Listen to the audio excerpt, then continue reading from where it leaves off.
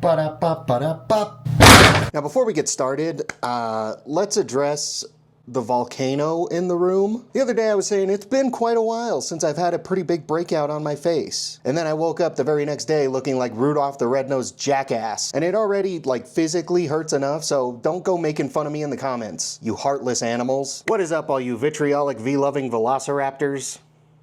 Den here. We've done Les Pauls, we've done Stratocasters, but today we're gonna get into the pointy boys and look at famous flying Vs. Today I've got 20 of the most famous flying Vs in existence, whether it be because of the artists who played them or just because they look so gosh darn cool. And we're gonna rank how hard they can throw it back. Now, I didn't get all of them, so if I missed your favorite, go ahead and berate me in the comments. And if there's enough that I missed, maybe we could do a part 2. Now, I gotta reiterate, I'm not ranking their importance to the music world or anything stupid like that. I'm gonna rank these guitars the same way Trump would rank his child beauty pageants. That's right, we're going purely based off of their vapid beauty. But don't worry, I'm not gonna fuck them after. So let's go on to the tiers, shan't we? So at the top spot we have vehemently Venused. I know a lot of Americans can't read anymore, and most of y'all have probably never encountered the word Venused. It's just an old world way of saying beautiful. This is for the cream of the crop, the big kahunas, the yoinkiest sploinkers. If practice makes perfect, then the builders of these guitars were named Practice and Practice. One tier below that we have Vivaciously Pretty. Yeah, I'm going for as many V memes as I can here. These ones still make my jaw hit me in the nuts. I would still have a romantic craft dinner with these flying Vs, but they aren't quite up here, you know? They aren't quite the top spot. Maybe they just got weird hands or they laugh in a funny way. There's just something that's holding them back. Below that we have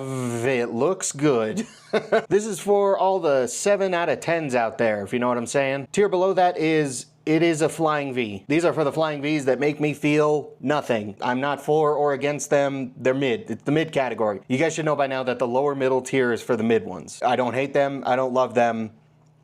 It's just a flying V. Below that we have Vividly Boring. Yeah, they're still a flying V, but they're probably the most boring version of that guitar shape that you could possibly imagine. It's like you already have an interesting guitar shape, but you went out of your way to make it as boring as humanly possible. So yeah, Vividly Boring is the second to last tier, but the last tier is Viciously Uggo. This tier is for all the Xoloitzcuintlis out there. It's for all the goblins, for all the gargoyles, for all the stepmoms out there. The ugliest bitch in Claire's. That's what Viciously Uggo is for. I don't know if I'm gonna be mean enough to put anyone down there, but it's a possibility. But let's get into this. I've wasted plenty. I wanted this to be a quicker video, but I spent half an hour just getting it started. Starting off with number 1, we have this goon. We've got Kirk Hammett and his black Gibson Flying V. When I first got into Metallica, one of the very first videos I looked up was just like Metallica tutorial, and there's this ancient video of Kirk Hammett playing a lot of Master of Puppets riffs, and he was playing this guitar, and it's one of the first flying Vs I ever saw. Brief appearance from the one-eyed boy. Mwah.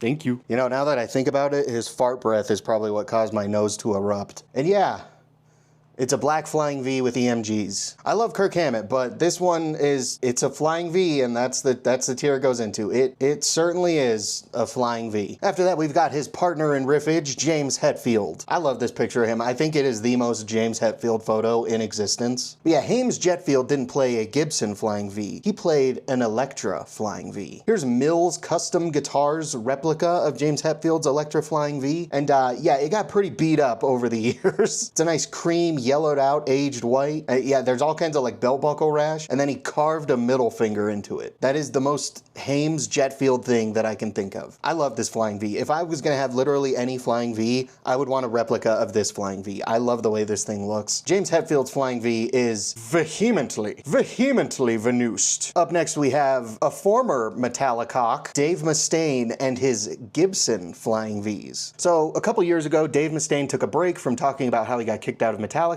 and he went and signed on to Gibson Guitars, and they made him this whole new line of flying Vs. They made him Kramer ones too. They went crazy. Like here's a picture of this green one, which is probably the coolest one that they made. Here are like 2 other examples. They have 24 frets and a 25.5-inch scale length, which is pretty cool. They also have the like banana hockey stick headstock, which is pretty neat. That's a cool little twist. I actually kind of like that. The inlays look like the Dean logo. I think Dean should like do a reverse Uno card and sue Gibson for that. I think that would be funny. The specs are kind of neat, but the looks of these flying Vs are just vividly boring to me. I'm sorry. The green is okay. The green gets It Is a Flying V, but the rest of them are Kind of boring. A lot more boring than his old Flying V's that he had when he was with Dean. I think his Dean Flying V's look infinitely better. Like, they made one that was the Rust in Peace album cover. That shit is sick. I love that. I love crazy looking graphics on crazy looking guitars. It's so deep fried, it just works. But yeah, Dave Mustaine's Dean Flying V's, they look pretty good, I cannot lie.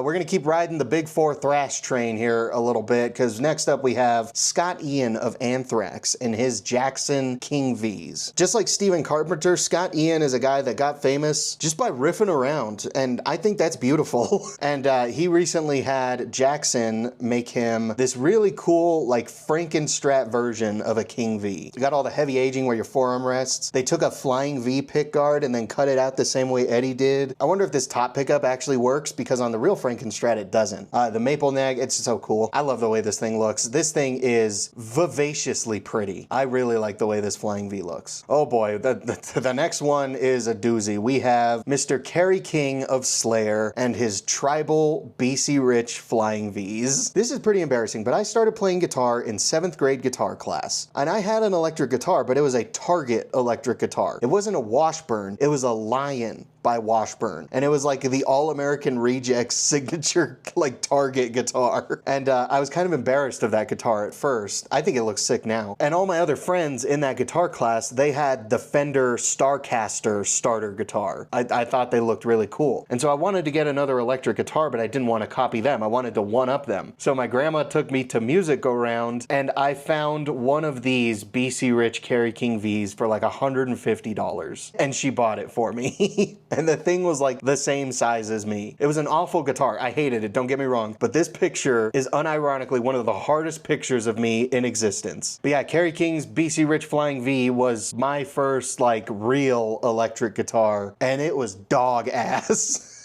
Let me pull up another picture of this wildebeest, like, oh my god. And it's got a Kaler on it. It's literally like the Nightmare blunt rotation guitar. I don't know, it's so funny looking that I just kind of like it. But besides all of that, this guitar easily goes into the viciously uggo category, because that guitar is viciously uggo, but I still love it in like a nostalgic, ironic way. Up next we have Richie Faulkner and his Gibson Flying V. I love Richie Faulkner. The guy is a G. I wish I could play like him. If you want an idea of just how goddamn cool Richie Faulkner is, I need you to open up Spotify or YouTube real quick. Those are your only two options. Don't use Apple Music, you troglodyte. Anyway, pull up one of those and listen to the Painkiller solo by Judas Priest. This guy, Richie Faulkner, he played that solo in its entirety while he was having an aortic aneurysm. Everyone thinks he was having a heart attack, but that's not what happened. Inside your body, you have this giant heart valve called the aorta, and it goes down your entire body. That exploded, and he just kept playing the solo. Like, you're supposed to die not long after that happens, but he played the solo and then immediately went to the hospital and had this crazy surgery, and he survived. Dude's a G. But his Flying V is also fucking sick. This is the only other blue Flying V we're gonna look at. Oh my god, it's so cool. I love the oversized pickguard. He's got the EMG pickups in it, a Floyd Rose, 1 volume, 3-way toggle. Oh, I actually want one of these. Richie Faulkner and his blue Flying Vs are vehemently Venuste. I love Richie Faulkner, and he just got started making covers on YouTube, and now he's the lead guitar player for Judas Priest. The aura that man has is crazy. But we gotta move on to someone else who has quite a bit of aura. We have Mr. Albert King and his custom left-handed Flying V. Yeah, Albert King is just a blues legend, and he played this really sick custom-made Flying V. I might be talking out of my ass here, but I am almost positive that a fellow YouTuber made this guitar for Albert King. The YouTuber I'm talking about is Dan Earlwine from Stu Mac. Him and his brother are like the Bob Ross of the guitar maintenance world. Yeah, I am almost positive that he actually made this guitar for Albert King way back when. Yeah, Albert King's a G. This guitar looks sick. I really like this guitar. I think this guitar is vivaciously pretty. I really like the way this thing looks. And it's a left-handed Flying V, so shout out to all the lefties out there, you poor neglected creatures. Up next, we have another Judas Priest goober, Mr. KK Downing and his red Gibson Medallion Flying V. Yeah, KK Downing was one of the original guitar players in Judas Priest. They had like a real big falling out. I think it's still pretty bitter to this day. Very sad story, but that's not what we're here to talk about. But yeah, the reason he called it the Medallion Flying V is just because there's a medallion bolted onto it right there. Usually they they take the bridge pickup cover off and leave the neck pickup cover on. He did it the opposite way. He was thinking with his dipstick and he wanted to be an innovator, not an imitator. KK Downing and his Flying V look pretty dang good in my opinion. We are trucking right along here, folks. Up next we have another big kahuna in the Flying V world. We have, KK Downing's in the way. Michael Schenker of Scorpions fame and his black and white Flying V. A lot of people who played Flying Vs fell in love with Flying Vs because of Michael Schenker and his brother, who we're going to talk about next. Yeah, he really likes these black and white Flying Vs. Does like this yin yang thing where like half the body's white, half the body's black, and then on the black side the pickguard's white and on the white side the pickguard's black. I think the knobs should have been black if they were going to continue with this meme, but that's just me personally. It's a pretty unique look that is synonymous with Michael Schenker and his brother, and I think they look good.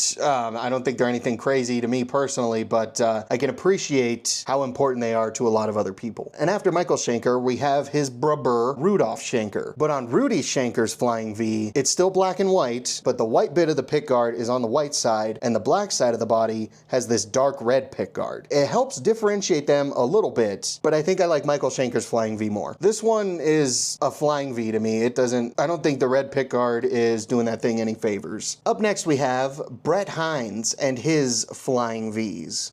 So Brett Hines was of Mastodon fame, but he's not in Mastodon anymore. He left the band, and then he's been like talking nonstop shit about them ever since. So do with that information what you will. That's like a pretty recent bit of Guitar World drama, but he uses these really cool silver burst Flying Vs. But he's also got this other Flying V that's like clear, and I think this was like custom made for him. The tremolo I know sucks ass because these things never work. So Brett Hines' silver burst Flying V is vivaciously pretty, and his see-through clear Flying V is also vivaciously pretty. I really like the way both of these look. Up next we've got one of the goats. We have Mr. Jimi Hendrix and his pretty painted Flying V. What is this thing called? Why can't I remember what this is called? I'm supposed to know this. I'm gonna get absolutely lampooned online because I don't know this. It's the Love Drops Flying V. That's what the fuck they called it. Yeah, Jimi Hendrix's Love Drops Flying V is just another one of his iconic guitars. He painted this one just like he painted the Monterey Pop Festival Strat. I like the way this thing looks. I don't like that they're selling an Epiphone version for like way too much money. Jimi Hendrix's Love Drop Flying V looks pretty freaking good. I cannot lie. Oh boy. Up next we have the Penis Man himself. It's genuinely one of the funniest videos I've ever seen in my entire life. But yeah, Lenny Kravitz and his penis have a signature Gibson Flying V, and well, it was a limited edition Flying V, I should say. Yeah, it's just a Flying V with a dangerous amount of gold on it. This guitar should look like the most gaudy thing on planet Earth, but I actually think it kind of works. Lenny Kravitz's Flying V looks pretty freaking good. Moving on, we've got one of my goats. We got Zakk Wylde and his Bullseye Flying V. EMG 8185, Floyd Rose, a neck on it that's probably on par with Nicki Minaj's BBL. One of the most chucklesome things about Gibson Flying Vs is that when it's a custom, they put an adorably small headstock diamond on it. Like, that's smaller than the old Epiphone headstock diamond. That thing is just so goddamn cute. Despite this thing more than likely coming with the mammoth-sized neck that Zakk Wylde likes to play, I really like the way this guitar looks, and I think it is vivaciously pretty. Keeping up on the Ozzy train, we've got a couple of Randy Rhoads Flying Vs. First off, we'll start with his custom-made polka dot V, and of course I use the iconic photo of Ozzy lifting him up. Man, rest in peace to both of these guys. Hello? Alrighty. I love you too.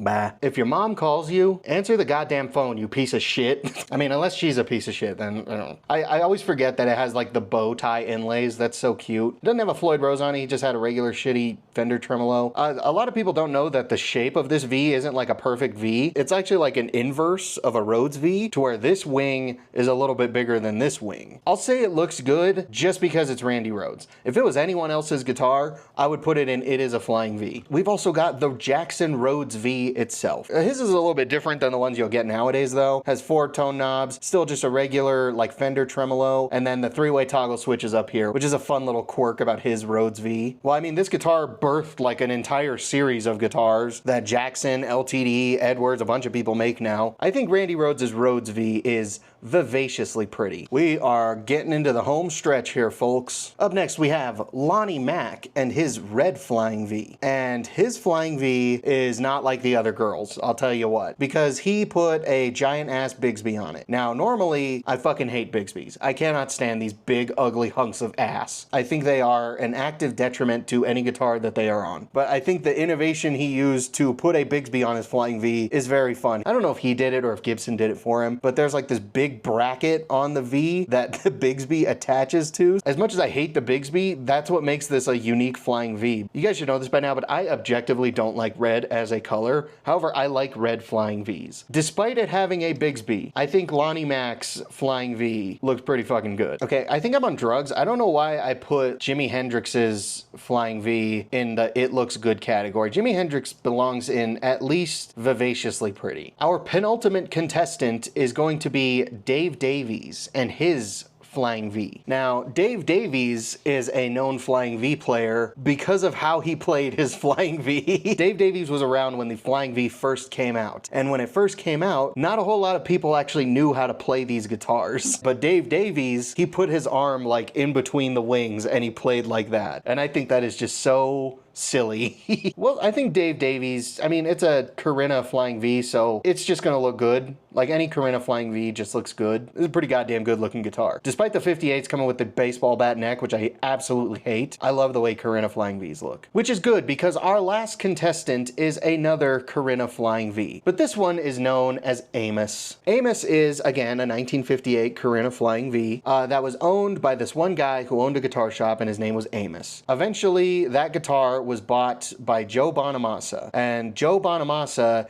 uses that guitar in his Ernie Ball string theory video. And I think it might be the greatest sounding guitar that I've ever heard in my entire life. Stop watching this video, open up another YouTube tab, and look up Joe Bonamassa's string theory. Go to like the second half of the video when he starts playing the Flying V. I cannot get over how fucking good that guitar sounds. I got another fun story about Corinna Flying Vs. My Guitar Center got one of the $10,000 1958 Murphy Lab Corinna Flying Vs, and it fucking sucked. I think it's pretty funny that one of the worst sets of pickups I've ever heard and one of the best sets of pickups I've ever heard both were on a 1958 Corinna Flying V. The pickups in the Murphy Lab Corinna Flying V that I tried, that was like $10,000. Those were hands down the worst pickups that I've ever tried in my life. I know PAFs are supposed to be unpotted and some of them are just going to be microphonic, but the custom buckers that were in that Murphy Flying V were just objectively not good, which is crazy because those are like $500. However, okay, but that's my story. Amos, however, sounds so goddamn good, and it's a Corinna Flying V that Amos belongs in the vivaciously pretty category. Actually, you know what? You know what, motherfucker? Amos belongs in vehemently venuste, actually. I changed my mind. There's not enough vehemently venuste Flying Vs up here. Honestly, if I was to redo this list, I'd probably put a few more of these guys up here,